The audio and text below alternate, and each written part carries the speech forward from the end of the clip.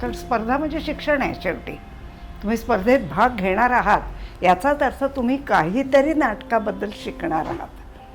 आणि मला तर नेहमी असं वाटत आलेलं आहे की नाटक हा एक विषयच असा आहे, मी त्याच्यात पडले म्हणून म्हणत नाही आहे, पण हा विषय एक असा आहे की तो प्रत्येकाने हाताळून पाहायला पाहिजे.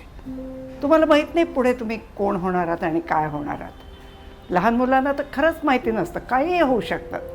पण तुम्हाला गवई व्हायचं असेल, तुम्हाला डान्सर व्हायचं असेल, नट व्हायचं असेल, कुठल्या तरी मोठ्या ऑफिसमध्ये तुम्ही खूप मोठे ऑफिसर होणार आहात, काहीही जरी असलं ना तर त्याला हा रंगभूमीचा अभिनय उपयोगी पडतो. तर आता TICC तर्फे होणाऱ्या या ज्या स्पर्धा आहेत त्याला तुम्हा सगळ्या लोकांना माझं आवाहन आहे, सगळ्या शाळांनी याच्यात भाग घ्या.